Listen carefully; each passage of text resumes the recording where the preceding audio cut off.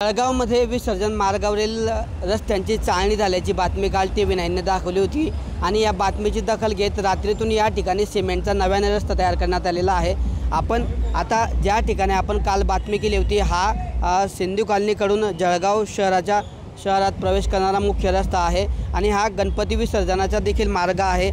या ठिकाणी मोठ्या प्रमाणावर खड्डे पडल्यासंदर्भात या विषयाला काल TV9ने सविस्तर वृत्त प्रकाशित करून वाचा फोडली होती आणि त्यानंतर आपल्या बातमीची दखल घेत या ठिकाणी रात्रीतून सिमेंटचा रस्ता तयार करण्यात आलेला आहे। आपण आता दृश्यांमध्ये बघतो आहे की या ठिकाणी हा पूर्ण नव्याने सिमेंटचा रस्ता तयार करण्यात आलेला आहे आणि उर्वरित जे काम आहे अद्यापही या ठिकाणी सुरू असल्याचं पाहायला मिळतं आहे। तर आपण दुसरी जर बाजू बघितली रस्त्याची तर त्या ठिकाणी अद्यापही खड्डे आहेत।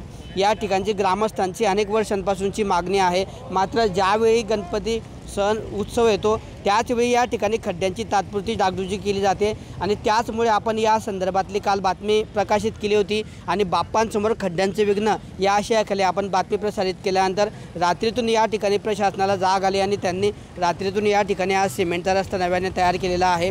या विसर्जन मार्ग आहे गणपती विसर्जनाचा मार्ग असल्यामुळे या ठिकाणाहून विसर्जन मिरवणूक जात असते आणि दरवेळी या ठिकाणी कुठले ना कुठले अपघात हे होत असतात। गेल्या वेळी या ठिकाणी गणपतीची मूर्ती पलटी झाल्याची घटना घडली होती। दुर्दैवाने तिचं विडंबना झाल्यापासून धोका हा जो वाचला होता, मात्र दुसरीकडे अशाच पद्धतीने जळगाव शहरात विसर्जन मार्गावर अनेक ठिकाणी खड्डे आहेत आणि या खड्ड्यांसंदर्भातची बातमी काल TV9ने प्रकाशित केल्यानंतर काल त्या बातमीची दखल घेऊन रात्रीतून या ठिकाणी सिमेंटचा रस्ता तयार करण्यात आलेला आहे। या ठिकाणची ग्रामस्थांची मागणी आहे की केवळ गणेशोत्सव आल्यानंतरच हा रस्ता या ठिकाणी तयार केला जातो, इतरही वेळी या रस्त्याकडे लक्ष दिलं पाहिजे आणि हा रस्ता जो पूर्णपणे खराब झालेला आहे तो हा पूर्ण रस्ता नव्याने तयार केला पाहिजे अशी मागणी या ठिकाणी ग्रामस्थ रहिवाशांनी केलेली असून रस्त्याचे काम झाल्याबद्दल TV9चे आभार मानलेले आहेत। किशोर पाटील, TV9 मराठी, जळगाव।